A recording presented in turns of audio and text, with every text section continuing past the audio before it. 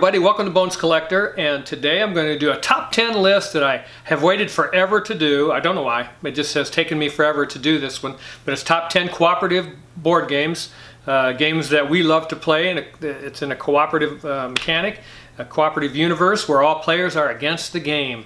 And some people hate those kinds of games. Lori and I actually really love them because, I don't know, I guess you have to be with the right group of people. If you're with somebody that's really overpowering and bossy, sometimes they can take over the game, and that becomes a little bit annoying. But I think most people that I've ever played with that had that personality, as long as you just slap them really hard one time, they stop it. And yeah, they just get right into the game with everybody else and become a team player. And I'm just kidding, you don't slap them, but you just point it out. Hey, let everybody take their turn. And generally, people are willing to pull back on the reins a little bit.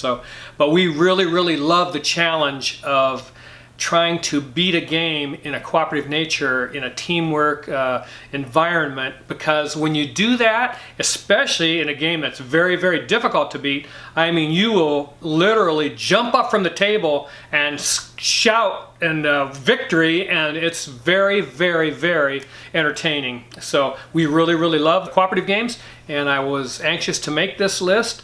And here it comes without too much more blabbering. But before I get started, I promised I would do this for my grandkids. This is a cooperative game that they love to play called Ghostbusters Protect the Barrier. This is an honorable mention game for me, and we love playing it. It's very inexpensive. It's a mass market game targeted at families. But if you play this game on the difficult level, which is what we do, even with my grandkids, we play on difficult level.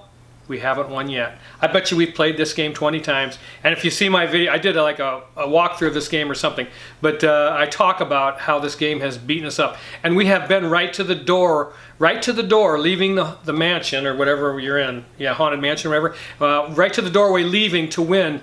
And we got, what is it called? Hauntings. Yeah, we got hauntings that just beat us and made us lose, and it was horrible.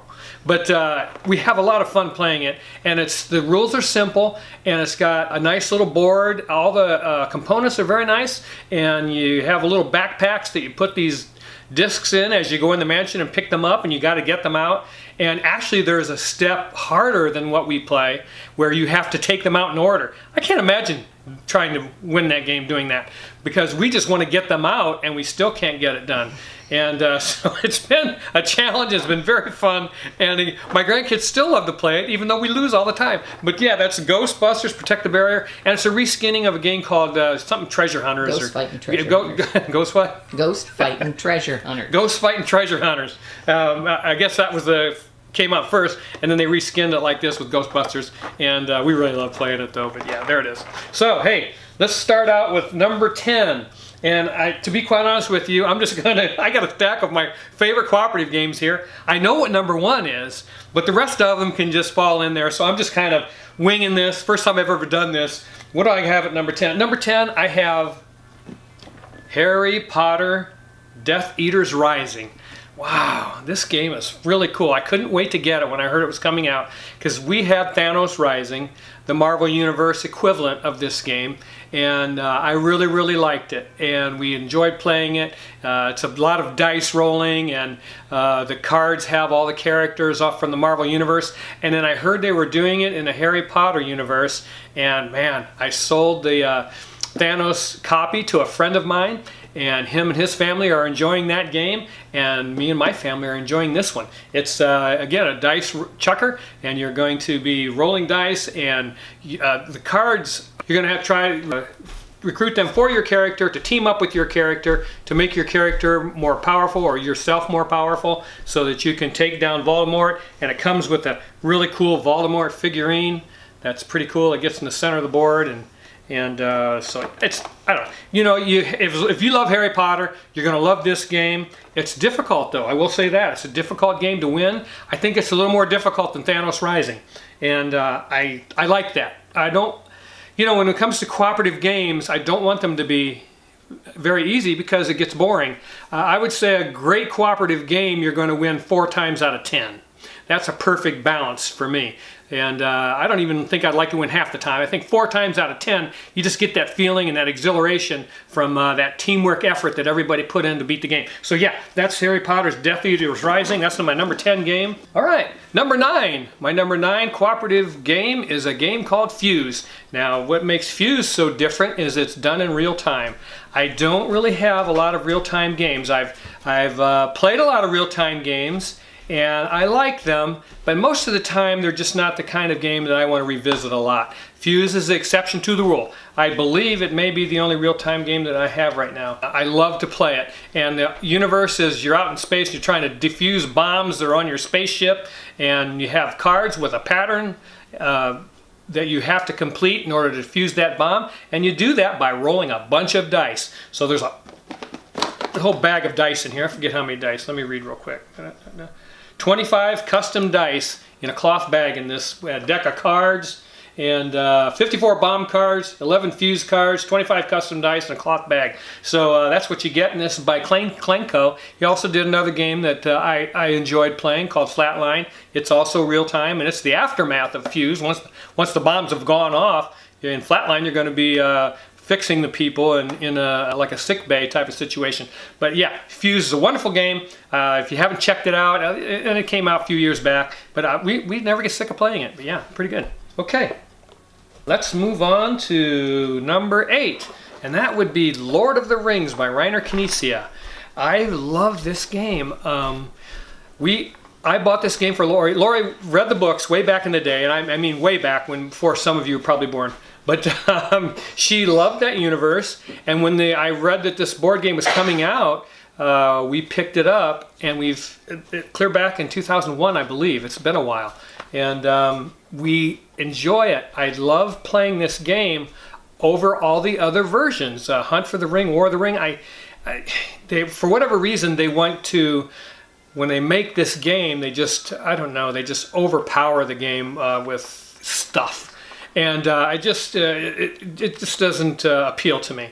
War of the Ring, just too many minis, and Hunt for the Ring is a hidden movement. I didn't care for that. But this Lord of the Rings version is fantastic. Now, you have to get the Hasbro version because Fantasy Flight bought the licensing at a later time, and is ruined a good word? I'm not going to say they ruined it. They just, it's not as good. So Hasbro, if you want to get this game, get the Hasbro version. It's got some really cool components in it. I think 2 game boards, double-sided, so you're in different universes. And and you got little figurines of, the characters, and you have a big chunky wood piece that's that Maldor, what's it? Sauron. That's the guy. I didn't read the books, my wife did. So it's Sauron. Sauron's a chunky guy that you're trying to defeat, and it's like it has that mechanic where if the characters meet Sauron, then you lose. It's on a track. So similar to some other games that use that very thing. But yeah, Lord of the Rings by Reiner Knizia, still to this day the best version made, and it's 19 years old now this year, so that's pretty cool. Okay, wow, let's move on to number 7, Marvel Legendary. Marvel Legendary, again, all these games are cooperative. This is in the Marvel Universe, which I'm not a huge fan of the Marvel Universe. A lot of people are. I mean, obviously the movies are insanely successful, and of course, all the comics and stuff that started out this whole thing by Stan Lee, and I enjoyed those comics when I was a boy. I loved them. Oh gosh, I just, when I got my allowance, I would go buy the new Thor comic book, or I almost said Green Lantern. He's of the world, but Thor, and who else? Hulk and Captain America, and I loved all that universe as a boy growing up, and so I really enjoy this. And my one reason why I got it is my grandson loves the Marvel Universe also. My grandson, and he likes to play it with me. But you know what? Lori and I enjoy playing it too. And you can buy a lot of expansions for it. We have 2 or 3 expansions in this box. So the cards, I think in here are I must be around about 1,000 cards.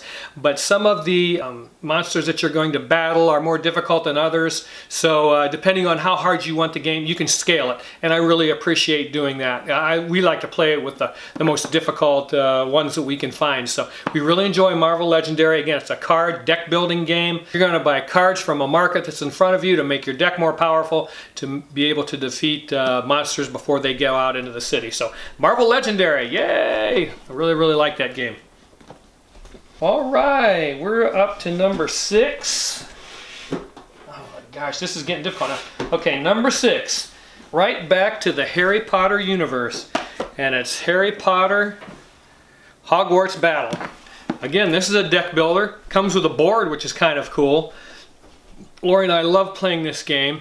This game has been designed in a different way, and I think some people get rid of it for that reason, and I just don't understand it. But the game was designed to scale upwards in difficulty as you play each game. It has 7 boxes in it, much like the 7 books of Harry Potter, of the Harry Potter universe, and each box has a game in it. So you're going to play that box, and once you defeat that, you can move on to the next box, and so on, and it gets more difficult as you go. So the very first box is very easy. It just teaches you the game. Second box, a little bit more difficult, but not hard, and it teaches you more and more of the mechanics as you go. By the time you get up to game 5, 6, and 7, it gets very difficult. Game 7 can really eat you alive, and some people, I think, they play a first couple of boxes and say, oh, this game's too easy, and they get rid of it. That's not the way this game is made. I appreciate the way they made this game because it's targeted towards the Harry Potter universe fans, which would be a lot of younger people, and to get them into board gaming, you don't want it to be real hard to play from the get-go because it'll turn them off. But I love the way they designed this game, and I also, in the box itself, all the cards are movie stills, unlike the Death Eaters Rising, but these are all pictures from the movie, and it's so much fun to play, and it can be very, very difficult as you get towards the end. And if you think you're really a tough guy, you can pick up Monster Box of Monsters, an expansion for this Harry Potter universe, and I'm telling you what, wow, this is hard to beat. It takes a lot of effort from the players to beat this Monster Box of Monsters. So if you want a very tough, fun, deck-building, cooperative adventure game to play in the Harry Potter universe, it's magnificent, and we enjoy it. We've had it for years, and we play it every year on my wife's birthday, and we listen to the soundtracks, we watch the movies. We have a whole Harry Potter week, so yeah, that's my number 7, I think. So here is number 5, Forbidden Desert by Matt Laycock. And I love this game also. Number 1, it comes in a tin can. That's kind of groovy. Some people don't like that, but if all board games came in a tin can, I wouldn't like it either. But very seldom do board games come in a tin can, so when they do, it's kind of unique, and so I say I like it, because I do. But it's a very difficult game in itself. Everybody has crash landed in the desert, and you have to put your ship back together and escape on a certain tile. You have a grid of tiles that come out when you start the game with sand on them. You have a deck of cards, you're going to draw cards, the sand's going to shift, tiles are going to move, more sand's going to be added, the sun's going to beat down on you and take away your water. Each character has a different power in this game, so it's asymmetric powers, and so that's very, very fun. And you have to go around that grid and find each part to your ship and put that ship together. Then you all have to meet back on a certain tile to escape and fly out of there with your lives and your victory. And that's a lot of fun. It's a great game. Forbidden Desert. There's another simpler version called Forbidden Island, but you know what? I would get this one if it's a little harder. But you want that. You want the games to be a challenge. So Forbidden Desert by Matt Laycock. Okay, where are we at right now? Okay, I'm going to go with number 4, and that game is Mage Knight by Vlaada Chvátil. And this is one of the most difficult games on this list. I wouldn't advise getting this game unless you're really into gaming. There's a lot of rules to it, and it's a cooperative fantasy adventure, just the type of thing I don't like. But this one is special to me. And I chose it over Gloomhaven. I would choose it over Gloomhaven every time as the best cooperative fantasy adventure game ever made. I love the way it is all in this little box, first of all. And if you've seen Gloomhaven, it's a 22-pound mega monster that you have to store somewhere in your house. But I love the universe that is in here. It's a huge universe in this little box, and it unfolds in front of you as you take your avatar, and painted minis, by the way, for the avatars and the castles. Yeah. So anyways, the painted mini that you happen to be, you're going to lay tiles down as the universe expands and you get bigger and you fight monsters. It has a wonderful card mechanic in it, and I just really enjoy playing this game because for once one of these fantasy games just takes me away into that universe. This one does that. I don't have to read a ton of stuff out of some storybook. I'm sorry, am I sounding like I don't like that? I really don't like reading a lot in a board game. And some fantasy adventure board games have books you have to read as you go. That's just not for me. I just don't care for that. This one, different. Oh my gosh, it's so beautiful. It's my favorite game by Vlaada Chvátil, and he's made some amazing games. And his games are so eclectic and so different. And this one is magic for me. I love it. And that's number 4, Mage Knight.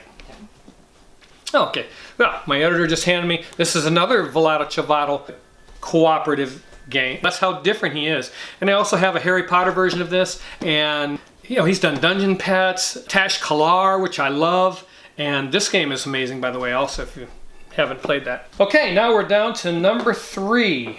Oh gosh, it's going to be this one.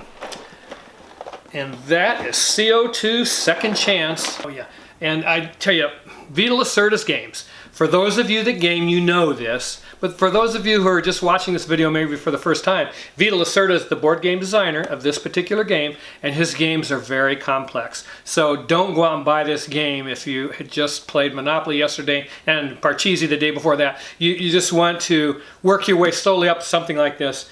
But this game is fantastic. It's very difficult to win. It's a complex game to play, but it's so satisfying. And it also made my top 10 list for relevant themed games because you're fighting pollution on the planet, and it's important for all of us. That's something we all have to think about. And so I love the relevance of this game, and I love the way it plays. I love that it can be cooperative or competitive. You can play it either way. We always play it cooperatively because it always gives you the feeling of satisfaction when you win. Because let's face it, that pollution thing, hey, we're all in that together. That's something that we are fighting every day. You try to strike a balance of where's the cost going to be for the things that we're doing to fight pollution. It's becoming increasingly more and more important for us to get the pollution down on this planet because of the number of people living on it. You know, I think we're going to pass 8 billion this year. That's kind of a scary thought. But this game is fantastic, you guys, and it's my only Vita Lacerda game that I kept. No, I take it back. I kept Kanban. So I have Kanban in this one, and I've gotten rid of the Gallerist and Vinos, even though I love his games. Let me say that right off the bat. I love his games. They're just very long, and you can only have like a couple of them, so because you won't get to them. But yeah, that's my number 1, 2. This is my number 3, CO2 Second Chance. Right? Oh, and the production's off the charts. I mean, that game is like all the chunky wooden bits and everything in it is fantastic. I mean, the production, I can't even go on. Anyways, number 2, Horrified. Just came out maybe last year, year before, and it's the Warner Brothers Monsters universe that this game is in. And I really love this because these guys were from my childhood. I used to get up out of my bed like late at night, like 11 o'clock or midnight or something, and act like I was getting a drink of water because I knew that my parents were watching Chiller Theater and watching The Mummy and you know, Frankenstein and the Wolfman movies that I wasn't allowed to watch because I was too little, but I would just peek around the corner and just catch a glimpse of the monsters. So yeah, I really love that universe, and that's what this is about. And this game is scalable also. You can choose to some of the monsters are more difficult than others that you're going to battle, and then also you can battle like 2, or if you really feel brave, you can battle 3 monsters, and they're going to chase you around the board. The monsters have player boards for themselves, and there's different things you have to accomplish in order to get rid of that monster. And it is really aggressive, let me tell you. We played with 2 of the more difficult monsters, Frankenstein and his bride, and the mummy, I think. And boy, it was just, those 2 were just difficult. They were coming at us constantly, and you're trying to gather up the resources you need to exchange to do the things you need to do to get rid of these guys. Man, it's a lot of fun, and the little monster minis that come with it are very nice, and the board is very pretty. A city screams in terror. It says so right there on the box, and we were screaming in terror as we were playing, and we could hear the people outside screaming in terror. So it's a pretty scary game, and I really, really love it. Yeah, and I'm so glad they made this. Again, this was a mass market game, and that's kind of a turnoff for me right there. But I looked into it, researched it, and figured out that I think I will enjoy this game. So we went out and bought it and played it, and guess what? It's my number 2 cooperative game of all time. Horrified. I'm scared holding the box. I can hear monsters inside, and they're just waiting to get let out, like Night at the Museum. So anyways, we're down to number 1. Yay! My number 1 cooperative game of all time. No surprise, Pandemic. It's the number 1 board game made in the last, I don't know, 50 years, ever, if you ask me. It's the best game ever designed by, and it's Matt Laycock, the guy that did the Forbidden Desert game that I just showed you a minute ago. And the reason why I find it so fascinating is because anybody can play it. That's one thing I really, really enjoy, or one thing I respect, I guess is the best word, when a board game designer can make a game that is so complex that heavy board gamers like it, and so easy to learn that first-time novice players, rookie players, can pick this game up and play it. Man, that makes it fantastic. And they've been quite a few spin-offs of this game, you know, off the Pandemic title. And the other one that I have, and I've had Iberia for a while. Wow, Pandemic Iberia is another great version of this game. And but I can only keep a couple. So I kept one for Halloween, the Pandemic Cthulhu version. And this isn't probably one of the better Pandemic versions, but it has that theme for trick-or-treat Halloween that we're looking for, so we kept this one. And then, of course, Pandemic, man, I tell you, it's so nice to be able to have people come into your home that don't board game, and they'll say, well, what? They look at all my board games, well, what can we play? Well, I'll tell you what, let's play Pandemic. And the reason why that's a good choice is because I can help them take their turns. So we sit down at the table, it's all players against the game, everybody's got a specific power that is unique only to you. They love that, and then we can help them take their turns. Here's how this game works, and you can talk about it. Nothing's hidden. So that's why this game is so special to me and to so many people. I don't know how many copies of this have been sold. It's a lot. And boy, Pandemic, that's my number 1 cooperative adventure game of all time. If you don't have it in your library, you're making a big mistake. If you've never played it, you need to get this game, folks. But yeah, that was my top 10 cooperative games of all time, the ones that I love to play with my wife Lori. And wow, something just jumped out of the water out there. I've never seen like that. What the heck? Some kind of fish just jumped up. I mean, he was, wow. We live on a lake here, and some big fish just jumped out and ate something. So anyways, yeah, that's my top 10 cooperative games list. I hope you check some of those out.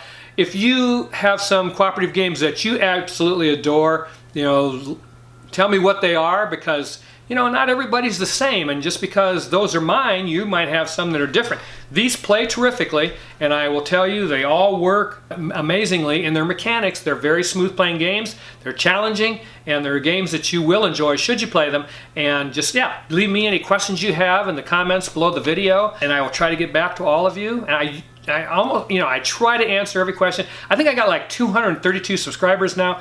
I love all of you guys. Thank you. And yeah, keep on board gaming. It's the best hobby on the planet. Make sure you like, make sure you subscribe, and I'll see you the next time. Wash your hands and be safe. I love you all. Bye-bye.